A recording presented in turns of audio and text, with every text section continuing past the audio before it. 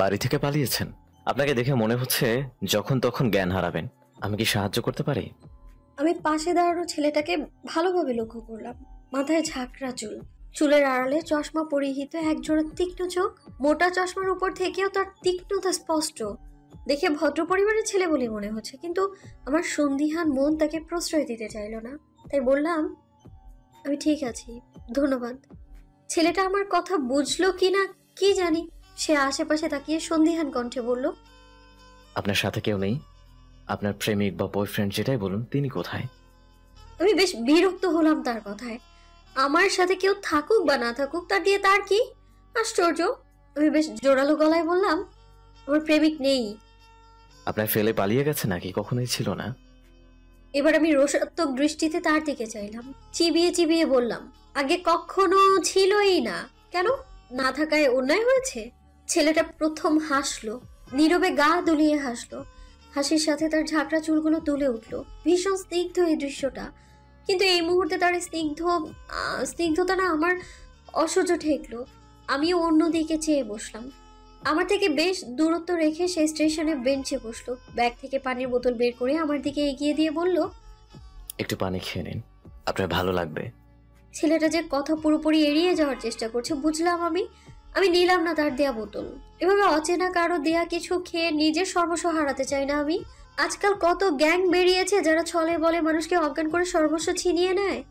যদিও আমার কাছে তেমন কিছু নেই, কেবল পার্সে 1000 খানেক টাকা আর মোবাইল ছাড়া আর কিছুই নেই। তবুও সেই রিস্ক আমি নিতে চাইলাম না। দেখলাম ছেলেটা উঠে স্টেশনের চায়ের দোকানে গেল। 1 কাপ চা খেলো সময় নিয়ে। তার চা খাওয়ার ধরনটাও বেশ সুন্দর। প্রতি চুমুকের পর সে চোখ বুজে তা উপভোগ করে। বিল পে করার সময় 1 বোতল পানি কিনে ফিরে আসলো সে। আমার সামনে এসে দাঁড়িয়ে ভারী গলায় বলল, এটা দোকান থেকে এনেছি, দেখেছেন নিশ্চয়। আমি মোটেও কোনো অজ্ঞান দলের সদস্য নই। আপনার সিক লাগছে তাই সাহায্য করতে চাইছি। যতদূর জানি আমার পাশের সিটটা আপনার। গাড়ি চলতে শুরু করার পর অসুস্থ হয়ে পড়লে আমার যাত্রাপথটা আপনার সেবা করতে করতে কেটে যাবে। সেটা চাচ্ছি না বলে এখন একবারই সাহায্য করলাম। বোতলটা আমার পাশে রেখে চলে যেতে নিয়ে আবারও দাঁড়িয়ে পড়লো সে। পেছন ফিরে বলল, পানিটা খেয়ে নেবেন, আমায় ধন্যবাদ দিতে হবে না। অসুস্থ মেয়ে লোকের ধন্যবাদ আমি পছন্দ করি না। আমি বাকরুদ্ধ হয়ে তাকিয়ে রইলাম। অনুভব করলাম আমার শরীরে হুড়হুড় করে জ্বর বাড়ছে। কথা বলতে ইচ্ছে হচ্ছে না। সকালে না খেয়ে বেরিয়ে পড়েছি। বাড়িতে নিশ্চয়ই এতক্ষণে আমার খোঁজ পড়ে গেছে। তালুকদার বাড়ির মেয়ে বিয়ে থেকে পালিয়েছে, এই সংবাদ যখন মহল্লায় ছড়িয়ে পড়বে তখন কেমন রিয়েক্ট করবে বাবা, এটা ভেবে চিন্তাগ্রস্ত হলাম আমি। বিয়ে শাদী নিয়ে আগ্রহ আমার কোনো কালেই ছিল না। একাকী জীবনের ঝামেলা ঝঞ্ঝাটের শেষ নেই, সেখানে বিয়ে করে আরো ঝামেলা বহন করার মতো সাধ্য তো আমার নেই। আমাদের বাড়িতে পুরনো এক নিয়ম আছে। আমাদের বিশাল জনসংখ্যার বাড়িটিতে কখনো আয়োজন করে বিয়ে হয় না।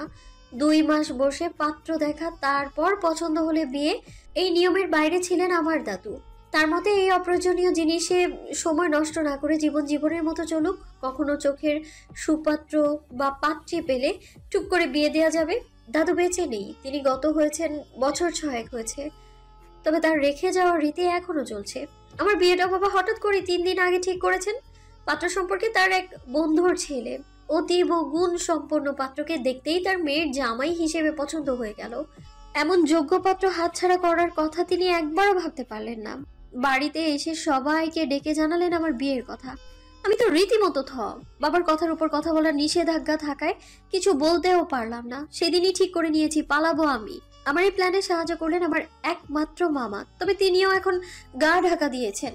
মাস 2-1-এর মাঝে তার কোনো খোঁজ পাওয়া যাবে না। হয়তো পাহাড় কিংবা সমুদ্রে ঘুরে বেড়াবে সে। বাড়িতে আমাকে খুঁজে না পেলেই সন্দেহের তীর মামার দিকে ছুটবে।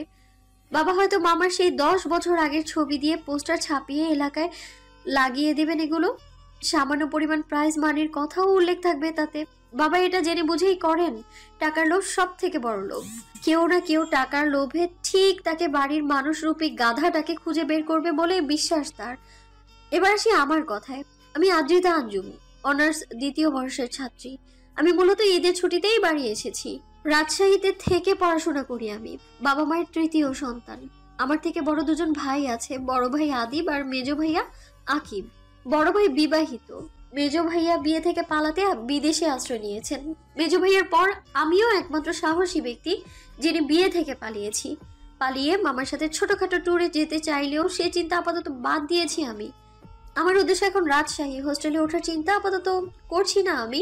আমাকে খোঁজার জন্য বাবা সর্বপ্রথম আমার হোস্টেলে হানা দিবেন, সে কথা আমার জানা আছে। বর্তমানে আমার যাওয়ার জন্য সেফ জায়গা হচ্ছে রিক্তা আন্টির বাসা। বাবা কখনোই সেখানে আমায় খুঁজতে যাবেন না, এর পেছনে বিশাল এক রহস্য রয়েছে। রিক্তা আন্টির সাথে কোনো এককালে বাবার প্রণয়ের সম্পর্ক ছিল, তবে সাহসের অভাবে বাবা দাদুকে তার সেই পছন্দের কথা জানাতেই পারলেন না। বাবার বিয়ে হয়ে গেল আমার মায়ের সাথে। রিক্তা আন্টি সে কথা জানতে পেরে সোজা আমার দাদুর সাথে দেখা করলেন। দাদুর সামনেই বাবার গালে কষে থাপ্পড় মেরেছিলেন। এর এক সপ্তাহখানেক বাদেই নাকি রিক্তা আন্টিরও বিয়ে হয়ে যায়।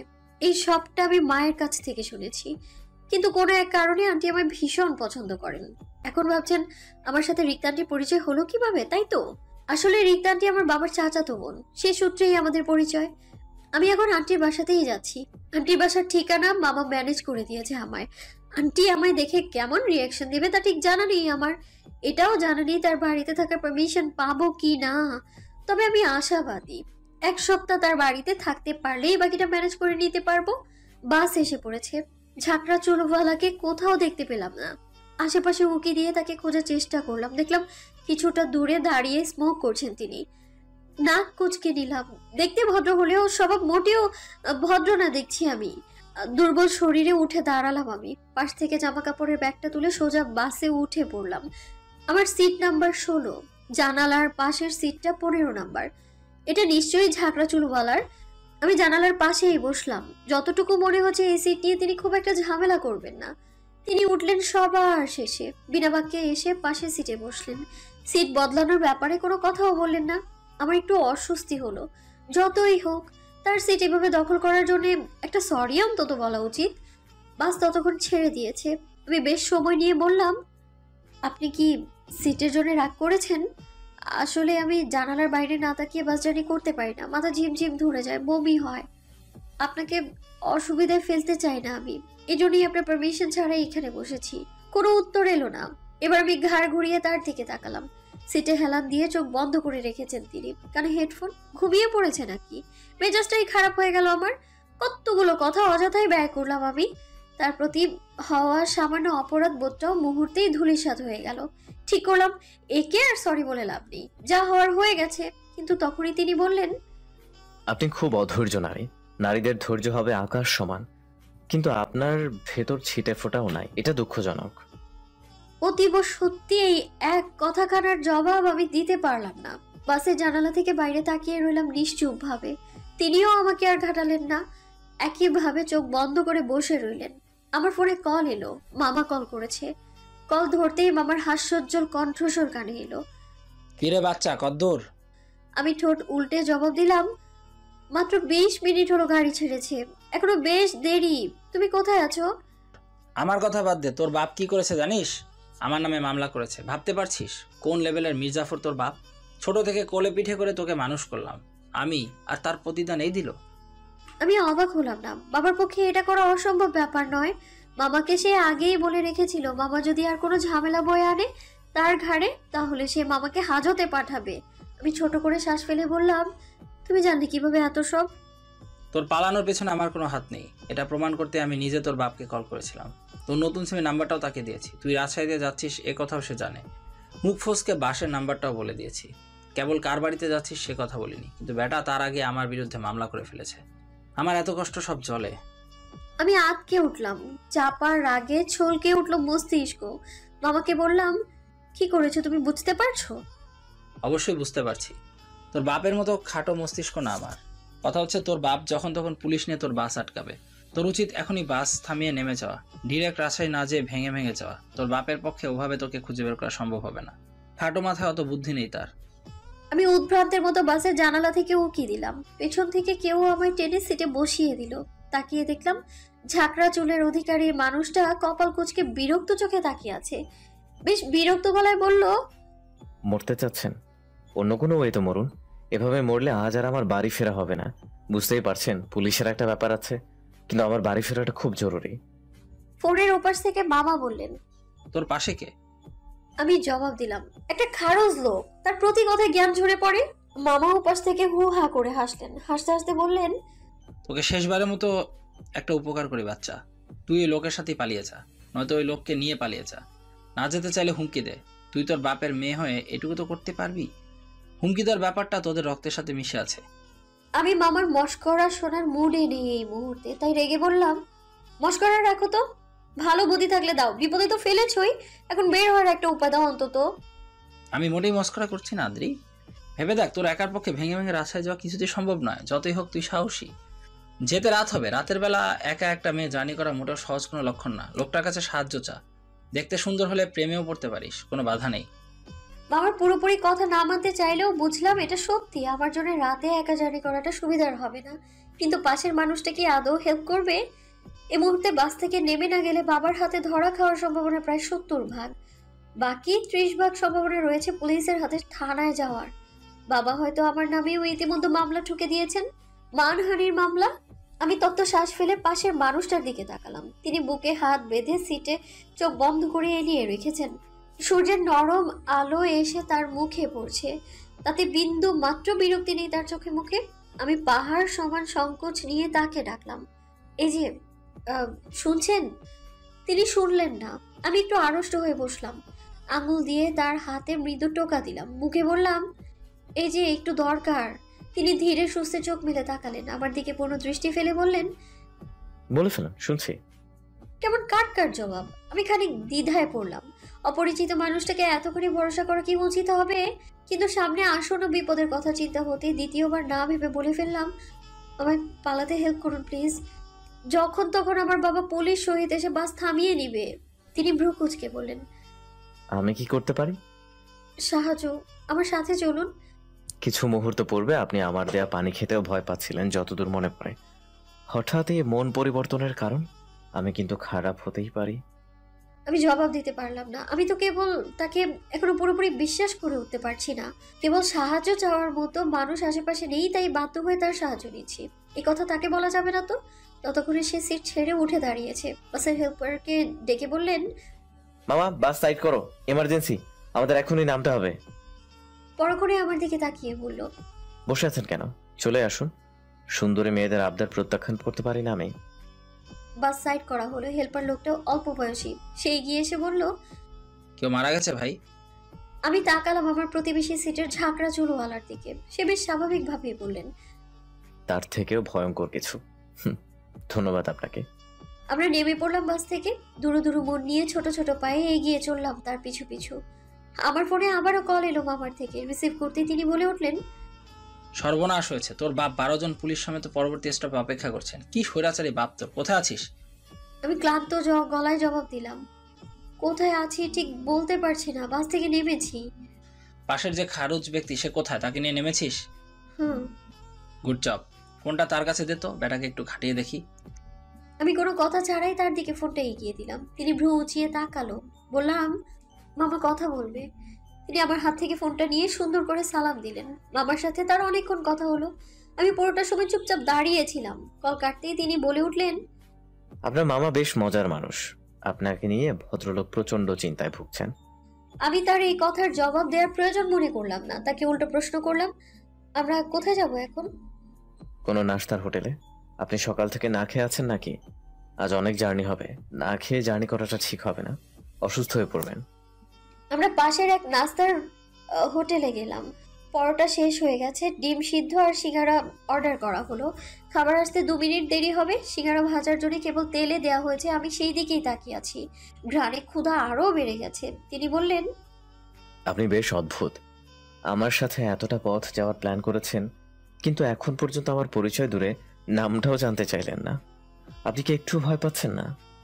আমি স্বভাবতই খুবই সন্দেহপ্রবণ। টুক করে কাউকে পছন্দ করে ফেলার মতো না আমি।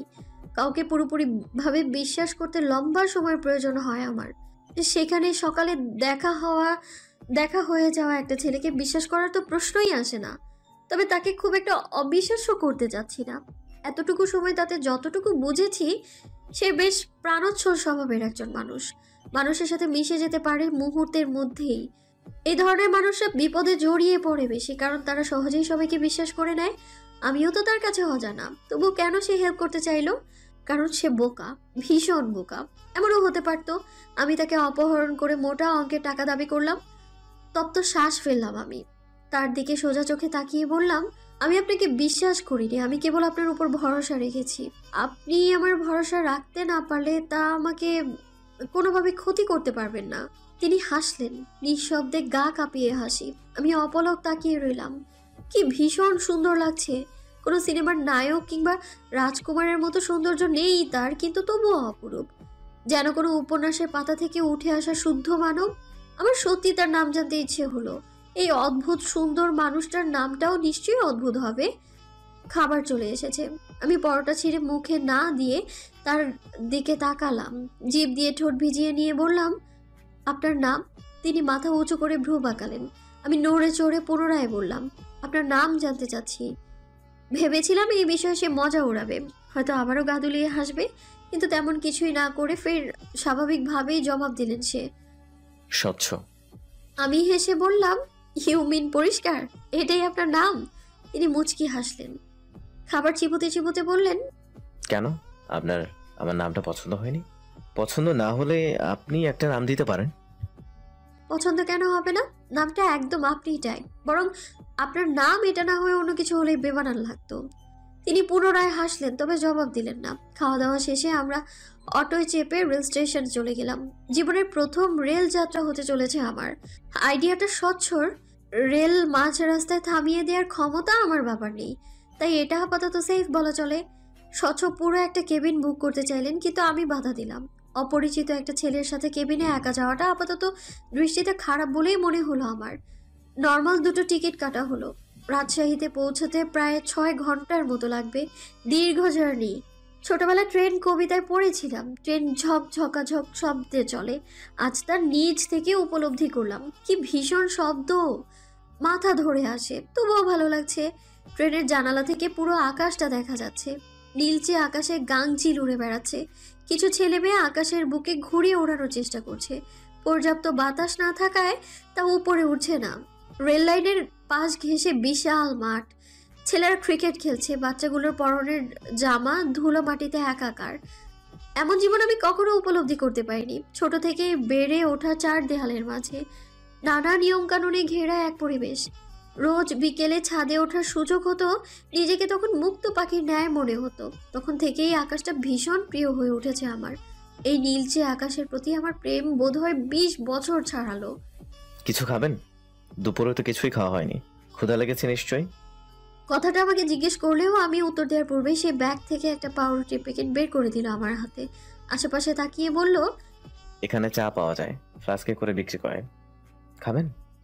এবারও সে আমার উত্তরে অপেক্ষা করলো না, সিট থেকে বের হয়ে চা আনতে চলে গেল। আমি সেই দিকে তাকিয়ে মুচকি হাসলাম।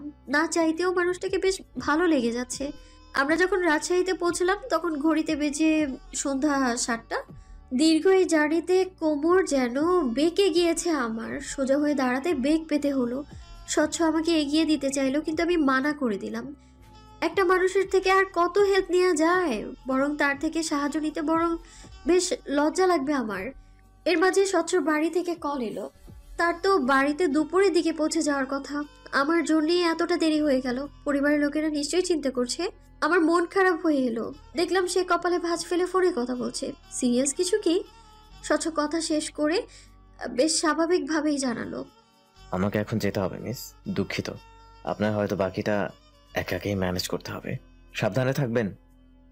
আমার হয়তো মন খারাপ হলো সামান্য, কিন্তু তাতে পাত্তা দিলাম না। হেসে বললাম, আপনাকে ধন্যবাদ, বাকিটা আমি একাই যেতে পারবো, আপনি যেতে পারেন। স্বচ্ছ চলে গেল। আমি ঠায় দাঁড়িয়ে রইলাম।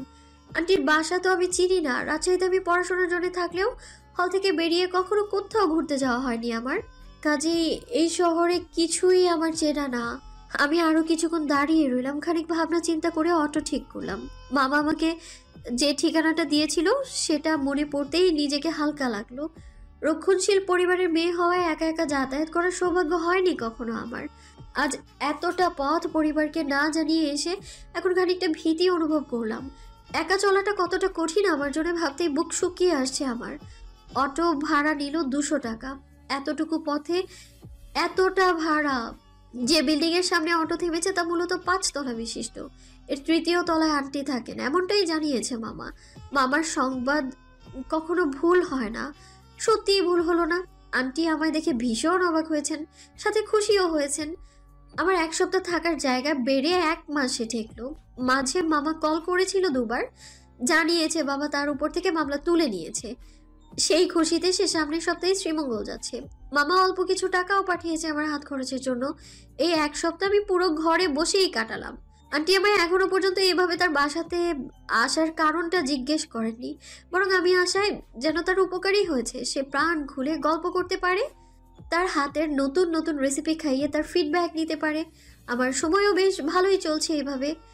এর মাঝে স্বচ্ছ নামক মানুষটাকে ভুলে বসলাম আমি। ভুলে বসলাম তার ঝাঁকড়া চুলের সৌন্দর্যের কথা, চশমার আড়ালে থাকা তীক্ষ্ণ একজোড়া চোখকে ভুলে বসলাম আমি। এতটা স্বার্থপর আমি। তার সাথে আমার দেখা হলো এক বিকেলে অনাকাঙ্ক্ষিতভাবে। আন্টি সেদিন অনেক কাপড় কেচেছেন। কাপড় শুকোতে দেওয়া হয়েছে ছাদে। আন্টির হাঁটুতে সমস্যা রয়েছে, খুব বেশি সিঁড়ি বেয়ে উপরে ওঠানামা করতে পারেন না তিনি। তখন বিকেল পড়েছে, সোনালি সূর্য ডুবে নরম আলো ছড়িয়ে পড়েছে। আন্টি আমায় বললেন ছাদ থেকে কাপড়গুলো এনে দেওয়ার জন্য। এর পূর্বে আমি কখনোই আন্টিদের ছাদে যাইনি, বাসা থেকে বেরই হয়নি বললে চলে। ছাদটা বেশ সুন্দর আর পরিপাটি, বিভিন্ন ফুল গাছ দিয়ে সাজানো। অর্কিড জাতীয় ফুল সংখ্যা বেশি। যে ব্যক্তির গাছ তিনি বেশ রুচিশীল হবেন। আমি ছাদে দাঁড়িয়ে রইলাম অনেকক্ষণ। সন্ধ্যা ঘনিয়ে আসা পর্যন্ত অপেক্ষা করলাম। যখন দিনের আলো মিলিয়ে যেতে শুরু করলো, তখন কাপড় নিয়ে নিচে নামতে যেয়ে আবিষ্কার করলাম স্বচ্ছকে, সেই ঝাঁকড়া চুলার তীক্ষ্ণ একজোড়া চোখ। আমি স্তব্ধ হলাম, থমকে যাওয়া দৃষ্টিতে তাকালাম, দেখলাম তাকে। এটা ভ্রম নয়, এটা সত্যি। প্রেমে পড়া বারণ, এই উক্তিটি সেই ছোট থেকে শুনে আসছি। আমার বংশের কেউ আজ অব্দি প্রেম নামক শব্দের সাথে পরিচিত হতে পারেনি। প্রেম ধ্বংস বয়ে আনে, এমনটাই বলা হয়েছে আমাদের। ঠিক বুঝতে শেখার পর থেকেই আমাদের এই বিষয়ে শিক্ষা প্রদান করা হয়েছে। আমরা ভাই বোনেরা আজ অব্দি সে কথা মাথায় রেখেই চলেছি। ভুলবশত কখনো কারোর প্রতি আকৃষ্ট হতে দেইনি নিজেদেরকে। এত বছরের সাধনা কি তবে বৃথা হতে গেল? বাদামি বর্ণের এই অগোছালো মানুষটাই তবে দৃষ্টি কেন থমকালো? কেন বুকের ভেতরটা তাকে দেখতে আনন্দজাল বুনতে লাগলো? এর উত্তর নেই আমার কাছে। এই অনুভূতি পুরোটাই নতুন, একটু অদ্ভুত, একটু মিষ্টি। মাথার উপরের আকাশটা ক্রমশ মলিন হতে লাগলো। ঝাঁকে ঝাঁকে পাখি উড়ে যাচ্ছে। বাড়ি ফেরার তাড়া খুব, তবে আমার মাঝে তেমন কোনো তাড়া নেই। আমি বেশ দাঁড়িয়ে আছি একই স্থানে। এতক্ষণ স্বচ্ছ ছাদের গেটের পাশের দেয়ালে হেলান দিয়ে দাঁড়িয়েছিল। এখন সে সোজা হয়ে হেঁটে আমার সামনে দাঁড়ালো। মুচকি হেসে বলল, পৃথিবী এতটা ছোট তা তো আশা করিনি। আবারও দেখা হয়ে গেল। আমি আমার বিস্ময় ভাব ধরে রাখতে পারলাম না, তাকে প্রশ্ন করে বসলাম, আপনি এখানে কিভাবে? যতদূর জানি এই বাড়িটা আমার বাবার। আমি যেহেতু নিজের বাড়ি এখনো তৈরি করতে পারিনি, তাই এখানেই আশ্রয় নিয়েছি। আপনার ব্যাপার কি, এখানে কেন? তার জবাবে হাসলাম আমি। তিনি যদি সহজভাবে বলতেন এটা তাদের বাড়ি, তাহলে বিষয়টা মোটেই এতটা প্রাণোচ্ছল হতো না। আমিও আশ্রয় নিয়েছি 3য় তলায়, ডান পাশের ফ্ল্যাটে। স্বভাবসুলভ হাসলো স্বচ্ছ। সন্ধ্যার মৃদু আলোতেও আমি লক্ষ্য করলাম তার সেই গা কাঁপানো হাসি। আমি অভিভূত হলাম। পলক না ফেলেই অস্ফুট স্বরে বলে উঠলাম, আপনার হাসি সুন্দর, ভীষণ সুন্দর, আপনার নামের মতোই স্বচ্ছ। স্বচ্ছ চমকালো না। তার হাসির প্রশংসা করায় খুব একটা খুশি হলো তেমনটাও না। স্বচ্ছ কপাল কুঁচকে বলল, তাই নাকি? আমার মনে হতো আমি হয়তো রাক্ষসপুরী রাক্ষসদের মতো হাসি, ভয়ঙ্কর হাসি। ছোট বাচ্চাদের সামনে আমি হেসে ফেললে তারা চিৎকার করে কাঁদতেই শুরু করে। আমার এই ভয়ঙ্কর হাসিতে সৌন্দর্য খুঁজে বের করা মেয়েটার চোখ জোড়া নিশ্চয়ই ভীষণ সুন্দর। আপনার চোখ জোড়া একটু কাছ থেকে দেখতে পারে? আপনার সুন্দর চোখ জোড়া দেখার লোভ খুব ইচ্ছে হচ্ছে। স্বচ্ছ হঠাৎ করেই আমার খুব নিকটে এসে দাঁড়ালো। আমি চমকে গিয়ে পেছনে গেলাম 1 পা। হাত থেকে 2-4টা কাপড় পরেও গেল। লক্ষ্য করলাম চশমার আড়ালে থাকা চোখ দুটো কুঁচকে এসেছে। স্বচ্ছ নিভু গলায় বলল, পেছালেন কেন? অন্ধকারে দেখা যায় না। সে আবারও 1 পা এগোলে আমি পুনরায় পেছাতে গেলে সে বলে ওঠে, নড়বেন না, 1 মিনিট সময় দিন। আমি সত্যিই নড়লাম না, ঠায় দাঁড়িয়ে রইলাম। 1 মিনিট পার হলেও নড়বার বিন্দু মাত্র শক্তি পেলাম না আমার মাঝে। স্বচ্ছ নিজেই সরে দাঁড়ালো। নিচ থেকে কাপড়গুলো তুলে আমার হাতে দিয়ে বিনা বাক্য ব্যয়ে ছাদ থেকে নেমে গেল সে। আমি তখনও ঘোরের মাঝে, শরীরে তীব্র কাঁপুনি অনুভব করলাম। আমার হাত পা কাঁপছে। স্বচ্ছ উইদাউট নোটিসে এইভাবে কাছে আসাটা আমার মনে প্রভাব ফেলল খুব। 2 দিন ঘুম হলো না আমার। আমার জীবন কেমন করে যেন স্বচ্ছতে তলিয়ে গেল। উঠতে বসতে খেতে কেবল স্বচ্ছকে নিয়েই ভাবতে বসে গেলাম আমি। বিষয়টা এখানেই থামলো না। স্বচ্ছর প্রতি আমার অনুভূতি বাড়াবাড়ি পর্যায়ে চলে গেল। আজকাল হঠাৎ তাকে দেখতে মন চায়। দিনের অধিকাংশ সময়ই আমার কাটতে লাগলো বারান্দায় দাঁড়িয়ে। এই বুঝি স্বচ্ছ গেট থেকে ঢুকলো, কিন্তু তার তো দেখা নেই। সেদিনের পর থেকে যেন উধাও হয়ে গেছে সে। আমার ভারী দুঃখ হলো। আমি যার জন্য এতটা উতলা হলাম, সে কি আমার কথা একবারও ভাবে না? রোজ বিকেলে নিয়ম করে ছাদে যাওয়া হয় এখন, সেখানেও স্বচ্ছকে পাওয়া গেল না। স্বচ্ছহীন জীবন এভাবে এক সপ্তাহ কেটে গেল আমার। একদিন হুট করেই বাবার নাম্বার থেকে কল আসলো। মামা এই নাম্বারটা অনেক আগেই বাবাকে দিয়েছে। এতদিন বাদে আজ কেন কল করলেন? আমার সন্দিহান মন চাপ অনুভব করলো। নিশ্চয়ই কিছু ঘটেছে, হয়তো খুব খারাপ কিছু। আমি কিছুটা আতঙ্ক নিয়েই কলটা রিসিভ করলাম। হ্যালো বস থেকে বাবা গম্ভীর গলায় বললেন, আর কতদিন বেরোবে? বাড়িতে ফিরছো না কেন? 2-1 দিনের মাঝেই চলে আসো। শুনেছি কিছুদিন বাদে নাকি পরীক্ষা তোমার। না পড়লে খাতা কি লিখবে? আমার এই বংশের অন্য ছেলে মেয়ে ফেল করেনি কখনো। তুমি কি সে রেকর্ডটা ব্রেক করতে চাচ্ছ? বাবার কথার উত্তর দেওয়ার আগেই মা বাবার থেকে ফোনটা ছিনিয়ে নিলেন। ফোন ধরে তিনি প্রায় কেঁদেই ফেললেন। এমন কেন করলি মনা? তুই বিয়ে করবি না এই কথা আমায় একবার বলতি। মা কি মরে গেছি? আমি বেঁচে থাকতে তোকে কেন এভাবে পালিয়ে থাকতে হবে শুনি? এত নিষ্ঠুর ভাবিস তুই আমায়? আমার চোখ পানিতে ভরে উঠেছে। অপরাধ বোধে মনটা হু হু করে কেঁদে উঠছে। সত্যিই তো, আমি তাদের কাউকেই আমার মতামত জানাইনি। একবার অন্তত আমার জানানো উচিত ছিল। মা এখনো কাঁদছেন। আমি জবাব দেওয়ার মতো কিচ্ছু পাচ্ছি না। নিজেকে পৃথিবীর নিষ্ঠুরতম মানুষ বলে মনে হচ্ছে আমার। তখনই বড় ভাইয়ার গলা শুনলাম। ভাইয়া পাশ থেকে চিৎকার করে বলছে,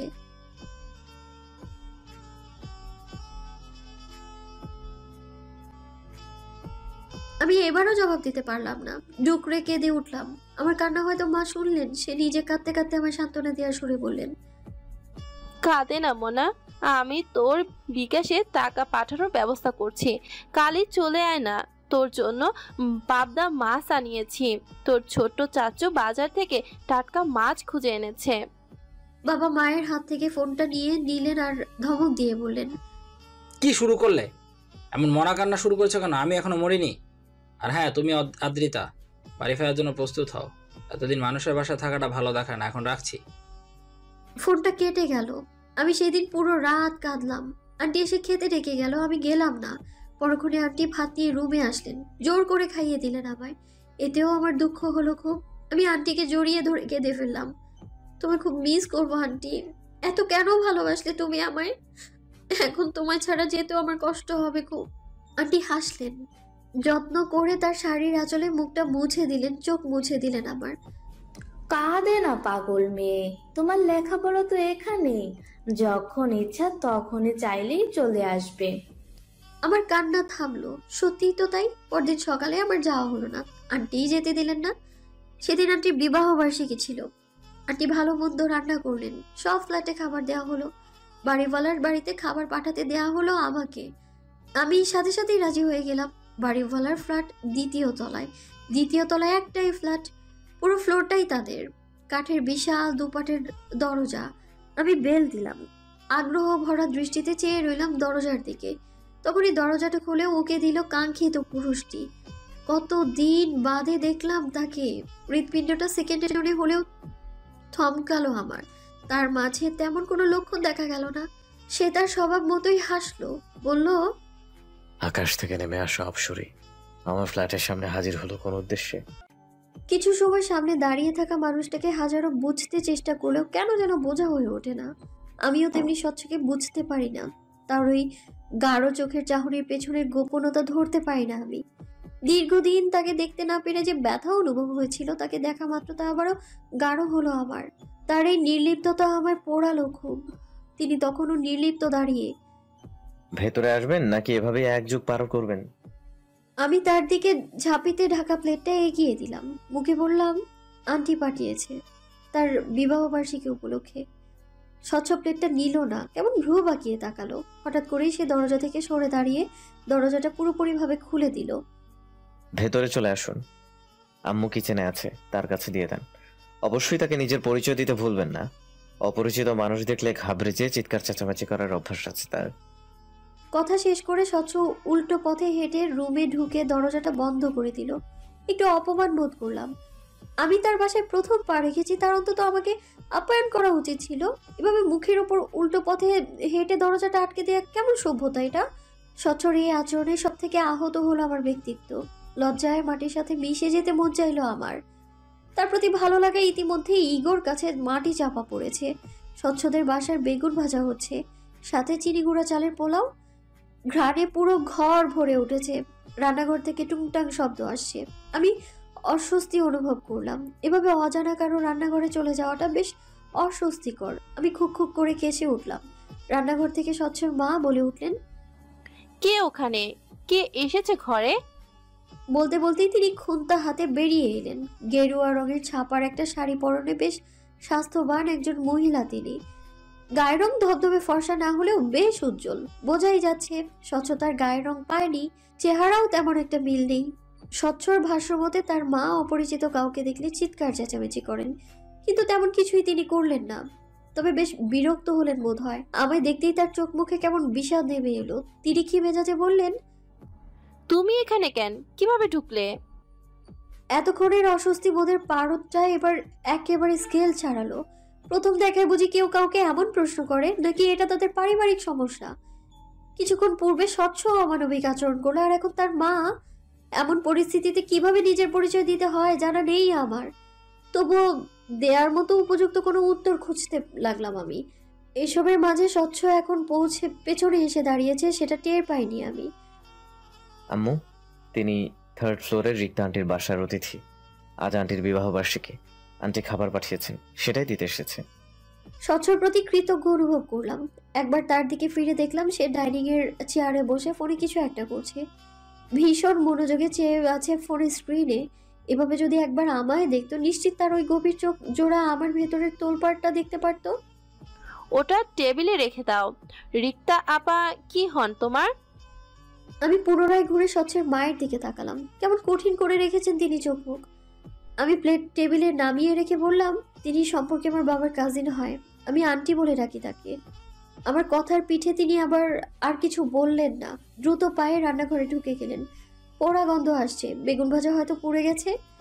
স্বচ্ছ অতিথিকে দাঁড় করিয়ে না রেখে সোফায় বসতে দে। এই দুপুরে তো চা দেওয়া যাবে না। আমি শরবত বানাচ্ছি, চিনিটাও শেষ। দোকান থেকে 1 কেজি চিনি আন। তোর বাপটা সকালে বের হলো, আর খোঁজই নেই। বাজার করতে হবে যে, সে চিন্তা আছে তার। ভদ্রমহিলা আরো কিছু বিলাপ করলেন। আমি চুপচাপ দাঁড়িয়ে রইলাম। এখান থেকে চলে যাওয়ার বাহানা খুঁজলাম। এতটা অস্বস্তিতে এর আগে কখনোই পড়িনি আমি। স্বচ্ছ চেয়ার ছেড়ে উঠে দাঁড়িয়েছে। চলে আসুন মিস অতিথি, আপনার আপ্যায়ন করার সামান্য সুযোগ দেন এই মানবকে। বলেই তিনি হেসে হাতের ইশারা করলেন বসার ঘরের দিকে। আমি কথা না বলে তাকে অনুসরণ করলাম। আমায় বসার ঘরের সোফায় বসতে বলে স্বচ্ছ বেরিয়ে গেল। হয়তো দোকানে গেছে চিনি আনতে। এত বড় ফ্ল্যাটে আমি আর কোনো জীবন্ত প্রাণের অস্তিত্ব অনুভব করতে পারলাম না। এই পরিবারের সদস্য সংখ্যা কি কেবল 3 জন? মাথার উপরের ফ্যানটা বেশ শব্দ করে ঘুরছে। বেশ পুরনো হলেও নতুন করে রং করা হয়েছে ফ্যানের গায়ে। কথায় আছে না, পুরনো জিনিস খাঁটি হয় বেশ। ফ্যানটা শব্দ করলে ঘুরলেও বাতাস হয় দারুণ। আমি বেশ মনোযোগ দিয়ে আশেপাশে তাকালাম। ঘরের আসবাবপত্রগুলো সবই বেশ পুরাতন। সোফার পাশেই 4 তাকের ছোট্ট একটা শোকেস, তাতে কেবল পুরনো সময়ের ক্যাসেট সাজিয়ে রাখা। এ পরিবারের কেউ একজন রয়েছেন যিনি সঙ্গীত প্রিয়। শোকেসের উপরেই রয়েছে ক্যাসেট প্লেয়ার। সোফার অন্য পাশে ছোট্ট টেবিলে রয়েছে একটা ফুলদানি, তার পাশেই টেলিফোন। আজকাল খুব কম বাড়িতেই টেলিফোনের ব্যবস্থা আছে। বুঝলাম এই যুগে এসেও স্বচ্ছদের জীবন ধারণা বেশ পুরাতন ধাঁচের। স্বচ্ছ ফিরে এলো মিনিট 10 পর। আমাকে দেখি মুচকি হেসে বলল, অনেক অপেক্ষা করালাম নাকি? রাগ করবেন না অতিথি, দোকানপাট প্রায় সব বন্ধ এই সময়, তাই দেরি হলো। দেখলাম স্বচ্ছ বেশ ঘেমে গেছে। মেরুন রঙের টি শার্টটার পিঠের দিকটায় ভিজে গায়ের সাথে লেগে আছে। মুখেও বিন্দু বিন্দু ঘাম। সে আমার থেকে কিছুটা দূরত্ব রেখে বসলো।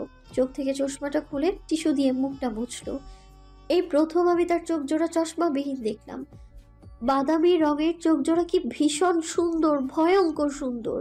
স্বচ্ছ পুনরায় চশমা পরতে নিলে আমি ব্যস্ত গলায় বললাম, পরবে না, এভাবেই থাকুন। আপনার চোখ জোড়া সুন্দর। চশমাহীন চোখে স্বচ্ছ আমার দিকে গভীর চোখে তাকালো। আমি বোধহয় বেহায়া হলাম, লজ্জা ভুলে গিয়ে চেয়ে রইলাম তার দিকে। স্বচ্ছ বেশ গভীর গলায় বলল, এভাবে চেয়ে থাকলে প্রেমে পড়ে যাবেন।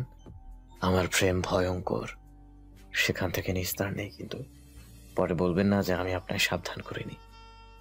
কি হলো আমার কি জানি, তবে সেই মুহূর্তে আমার মনে হয়েছিল আমি এখানে আর বেশিক্ষণ থাকলে কিছু অনুচিত ঘটনা ঘটবে। সেই অনুচিত ঘটতে যাওয়া ঘটনাকে থামাতে আমি ছুটে পালালাম। এক ছুটে তৃতীয় তলায় এসে রুমে ঢুকে দরজাটা খিলাটলাম। আন্টি ততক্ষণ রান্নাঘরে, তখনও আমার দরজা লাগানোর শব্দ পেয়ে রান্নাঘর থেকে গলা উঁচিয়ে বললেন, কি হলো রে, এত শব্দ করে দরজা লাগালে কেন? কার জবাব দিবে কে? আমি তখন আমার বুকে আছে পড়া সমুদ্রের ঢেউয়ে ভাসছি, কখনো ডুবে যেয়ে নোনা জল খাচ্ছি। মনের ভিতর তৈরি হওয়া অনুভূতিকে বুঝতে যেয়ে আবিষ্কার করলাম আমি প্রেমে পড়েছি। স্বচ্ছ নামক ওই গা ছাড়া মানুষটার প্রেমে পড়েছি আমি। আমার মস্তিষ্কে এই প্রেম মানতে চাইল না। এমন নির্লিপ্ত মানবকে প্রেমিক রূপে তো মোটেও পছন্দ করছে না সে। কিন্তু মন কি মস্তিষ্কের কথা শোনে? সে তো চলে তার নিজস্ব তালে, নিজস্ব স্রোতে। আমার মনও তাই করলো, মস্তিষ্ককে তুচ্ছ করে স্বচ্ছর প্রেমে ডুব দিল সে। তবে আমার ভয় হলো, যদি কিনারা খুঁজে না পাই তবে উপায়। আমার বাড়ি ফেরা হলো না।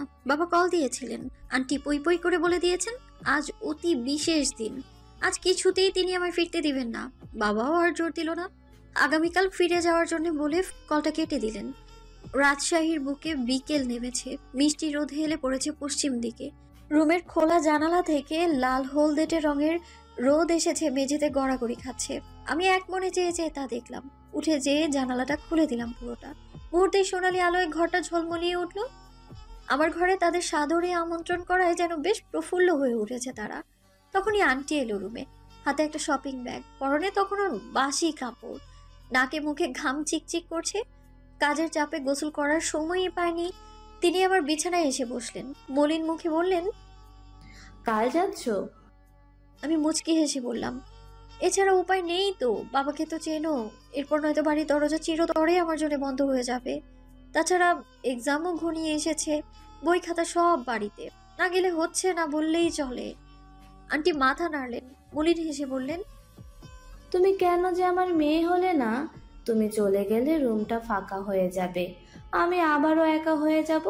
তোমায় যেতে দিতে ইচ্ছে হচ্ছে না, আবার জোর করে রেখে দেওয়ার অধিকারও নেই আমার। আন্টির চোখ ছলছল করছে। আন্টির কোনো সন্তান নেই, আমায় তিনি এই কয়দিন নিজের সন্তানের মতো করে রেখেছেন। এই মানুষটাকে রেখে যেতে আমারও কষ্ট হবে। তুমি কি বোকা আন্টি? আমি যাচ্ছি অল্প দিনের জন্য, আবার তো সেই তোমার নাগালের কাছেই চলে আসব। যখন তখন চলে আসবো তোমার হাতের রান্না খেতে, তখন বিরক্ত হয়েও লাভ নেই। তোমায় বিরক্ত করা আমি এই জনমে বন্ধ করব না। আন্টি হাসলো, শপিং ব্যাগটা এগিয়ে দিয়ে বলল, আমার তো কোনো মেয়ে নেই, তাই কখনো মেয়েদের জন্য শপিং করা হয়নি। তোমাদের বয়সী ছেলে মেয়েদের পছন্দ অপছন্দ সম্পর্কে অতটাও বুঝি না, তার উপরে বয়স হয়েছে। এখন কি আর অত বুঝ আছে? দেখো তো কেমন কিনেছি। আমি মুচকি হেসে ব্যাগটা খুললাম। ভেতরে সুতার কাজ করা চমৎকার একটা শাড়ি, আসমানি আর গাঢ় নীলের কম্বিনেশনের শাড়িটা একদম চোখ ধাঁধানো। আমি আপ্লুত হলাম। আন্টিকে এক হাতে জড়িয়ে ধরে বললাম, কে বলেছে তুমি বুড়িয়ে গেছো? তোমার চোখটা এখনো পুরীর ঘরেই আটকে আছে। রোদ যখন একদম বিলীনের পথে, তখন আমি ছাদে গেলাম। কয়েকদিনেই এই ছাদটার মায়ায় পড়ে গিয়েছি আমি। এই যে ফুল, মাথার উপরে একখণ্ড আকাশ, মৃদু হালকা বাতাস, সবই যেন এই বাড়ির একটা অংশ। ছাদটা অধিকাংশ সময় ফাঁকা পড়ে রয়। এ বাড়ির কেউ খুব একটা আসা যাওয়া করে না এখানে, এজন্য বোধহয় ছাদটাও আমায় আপন করে নিয়েছে। আপনাকে উদাসীনই লাগছে, কারণ? আমি না ঘুরেও কণ্ঠের মালিককে চিনতে পারলাম না। চিনি উপায়ই নেই। আমার ধ্যান জ্ঞান সব যে এই ব্যক্তিতেই আটকে আছে। স্বচ্ছ বিশাল এক বালতি হাতে ছাদে এসেছে। ছাদের এক কোণে পানির কল থেকে বালতিটা পানি ভরতে দিয়েছে সে। গাছগুলো আপনার? বলতে পারেন, তবে আমি খুব একটা যত্ন নেই না। পানি দেয়া, যত্ন নেয়া এসব মায়ের কাজ। নিজের যত্ন নিতেই সময় হয় না, সেখানে গাছের যত্নের কথা ভাবাটা বিলাসিতা। স্বচ্ছ লাল রঙের মগে করে গাছে পানি দিচ্ছে। আমি তাকিয়ে তাকিয়ে দেখছি। স্বচ্ছ আমার দিকে না তাকিয়ে বলল, আপনি আজকাল অনেক বেশি আমায় নজরে রাখছেন অতিথি। আমার এখন কি ভাবা উচিত? আপনি প্রেমে পড়েছেন নাকি ভালোবেসে ফেলেছেন? দুটোর মাঝে পার্থক্য আছে কি? অবশ্যই। প্রেমে যখন তখন পড়া যায়, যে কোনো বয়সে পড়া যায়। আপনি আপনার 60 বছর বয়সেও নির্দ্বিধায় প্রেমে পড়ে যেতে পারবেন। কিন্তু ভালোবাসার সংজ্ঞাটা আলাদা। ভালোবাসাটা হুট করে হয় না, কখনো প্রেমে পড়লেও ভালোবাসা হয়ে ওঠে না। আমি হাসলাম, দুপায়ে এগিয়ে যেয়ে তার কিছুটা পাশে দাঁড়ালাম। মনে হচ্ছে আপনার এই ব্যাপারে যথেষ্ট অভিজ্ঞতা আছে। কখনো কাউকে ভালোবেসেছিলেন নাকি? স্বচ্ছ গাছে পানি দেয়া থামিয়ে সোজা হয়ে দাঁড়ালো, ঝাঁকড়া চুলগুলো হাত দিয়ে নাড়িয়ে বলল, যদি হ্যাঁ বলি আপনি কি কষ্ট পাবেন অতিথি? আমি সোজা চোখে তাকালাম। এই লোক কখনোই সোজাভাবে কিছু বলতে পারে না। ঘুরিয়ে পেঁচিয়ে তীরটা সর্বদা আমার দিকেই তাক করবে। আমাকে অস্বস্তিতে ফেলাই যেন এর একমাত্র লক্ষ্য। আমিও তার জবাব না দিয়ে উল্টো প্রশ্ন করলাম, আমি কষ্ট পেলে কি আপনি আপনার ভালোবাসার ইতিহাস বদলে ফেলবেন? স্বচ্ছ বিভ্রান্ত হলো না, মুচকি হেসে বলল, আপনার জন্য এটুকু করতেই পারি। কেন করবেন? কারণ আছে নিশ্চয়ই, কিংবা এমনও হতে পারে আপনি আমার মাঝে আটকে গেছেন। লেট মি আস্ক ইউ, প্রেমে পড়েছেন নাকি ভালোবেসে ফেলেছেন? আমি চকচকে চোখে চেয়ে আছি স্বচ্ছের দিকে উত্তরের আশায়। স্বচ্ছর দৃষ্টি শান্ত হয়ে এসেছে, কেমন ঘোর লেগে যাচ্ছে তার চোখের দিকে তাকালে।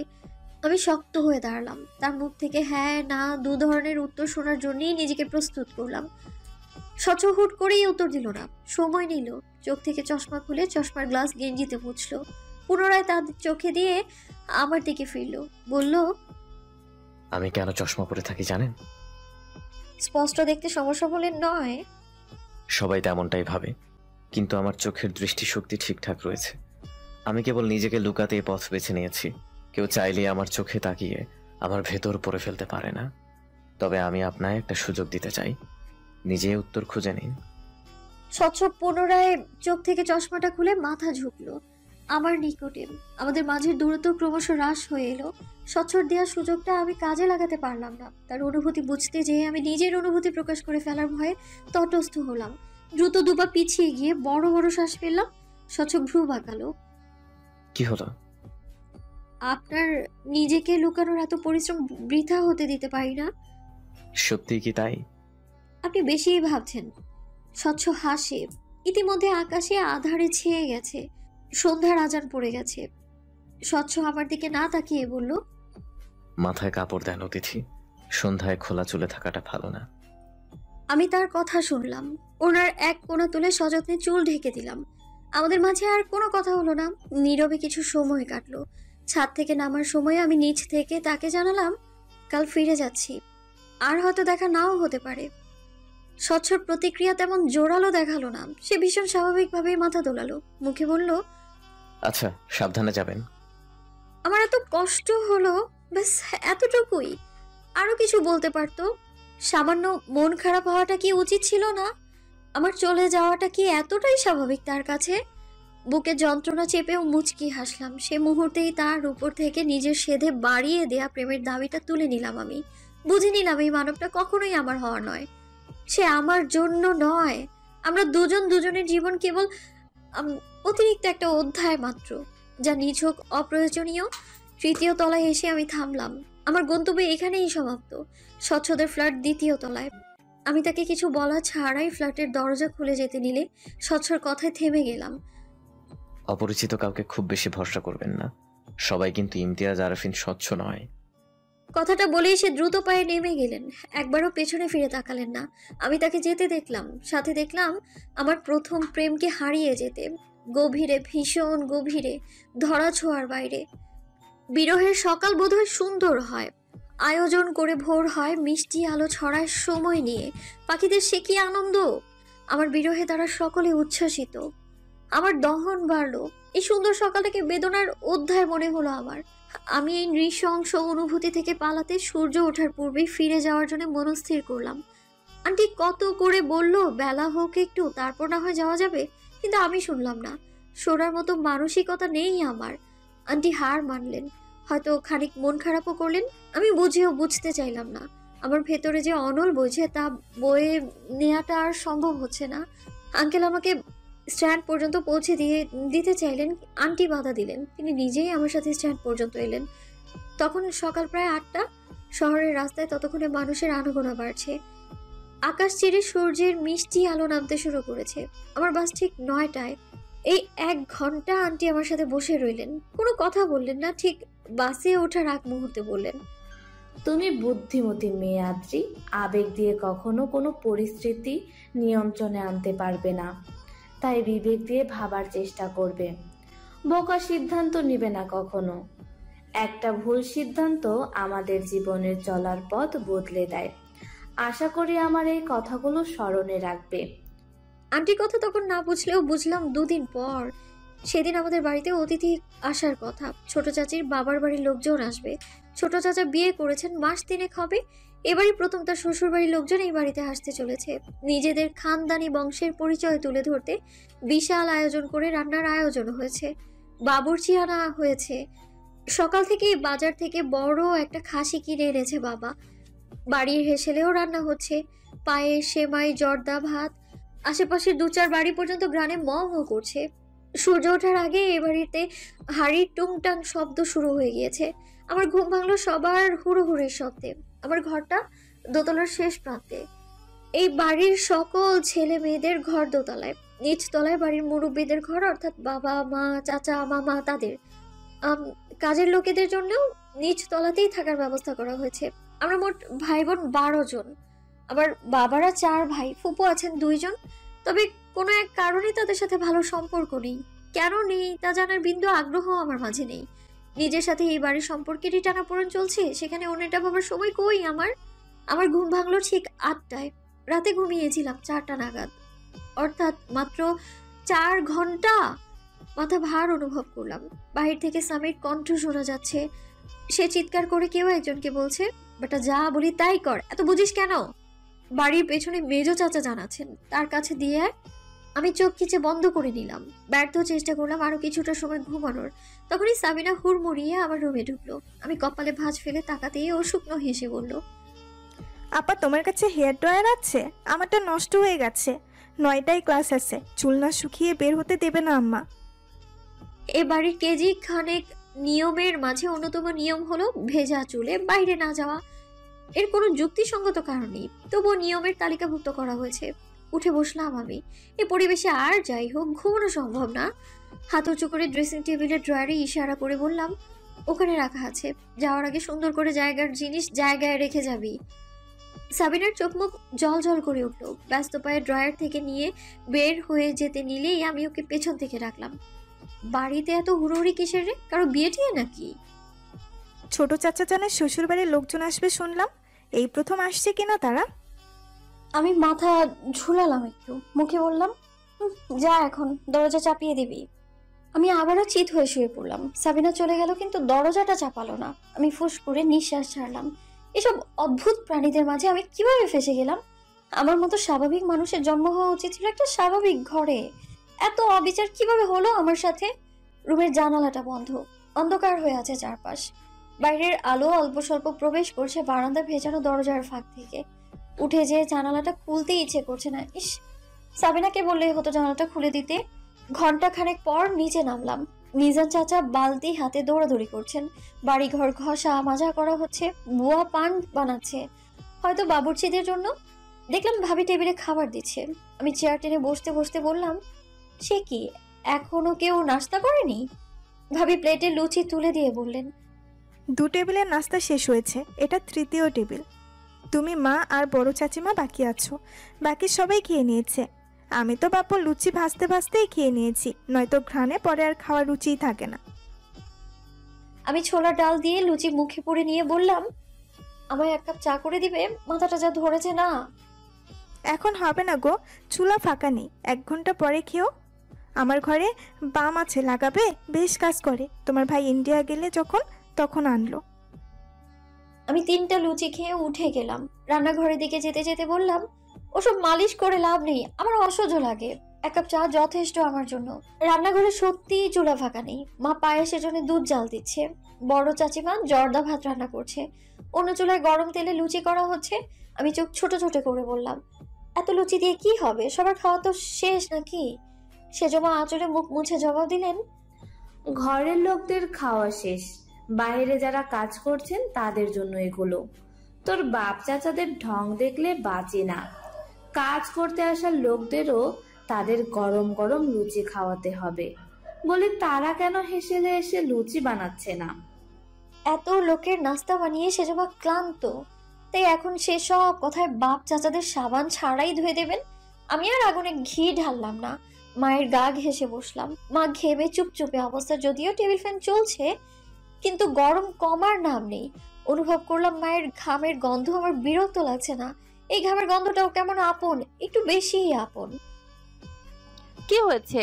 এই গরমে বসে আছিস কেন? আমি মায়ের আরো গা ঘেঁষলাম, নিচু গলায় বললাম, ঘুম হয়নি, মাথা ব্যথা করছে খুব।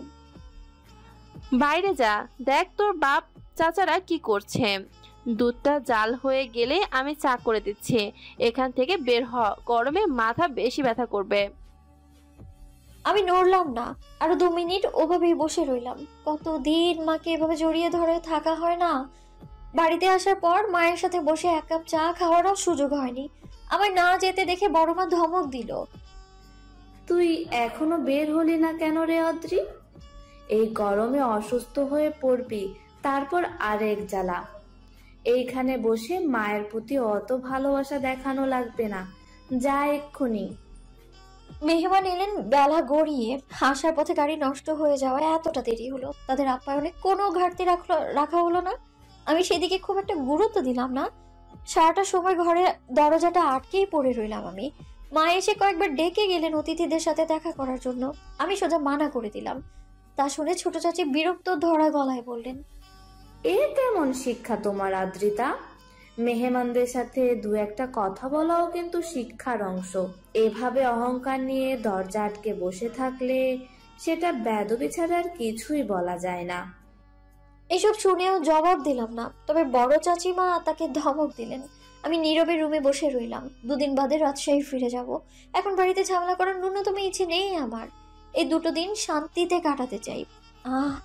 রাজশাহী আমার প্রেমের শহর, আমার বিরহের শহর, যত্নে গড়া আবেগকে শূন্য হতে দেখার শহর আমার। আবার যখন ও শহরে পা রাখবো, তখন কি তার সাথে দেখা হবে? দেখা হবে কি তার সেই ঝাঁকড়া চুল আর গা কাঁপানো হাসি? আমার হৃদয় মুচড়ে ওঠে। স্বল্প সময়ে ভালোবেসে ফেলা পুরুষটির জন্য হৃদয় কেঁদে ওঠে আমার, দুর্বল করে দেয় আমায়। আমি কিভাবে একই শহরে তাকে অনুভব করে টিকে থাকবো? আমার চোখ থেকে জল গড়ায়, গলা গাল ভিজে যায় আমার। কেবল আমার হৃদয়টা শুকিয়ে জলের জন্য ছটফট করতে থাকে। আমার প্রেম। আমাদের বাড়ির দক্ষিণে শান বাঁধানো ছোট্ট একটা পুকুর আছে। এই জায়গায় আগে ছোট একটা সবজি বাগান ছিল। বাবার একটা পুকুর করার শখ ছিল খুব। সবজি বাগান করা হলো ছাদে, আর এখানে পুকুর। পুকুর হওয়ার পর থেকে সে কখনোই বাড়ির ওয়াশরুমে গোসল করেনি। সকালের পত্রিকাটাও তিনি পুকুর পাড়ে বসে পড়েন।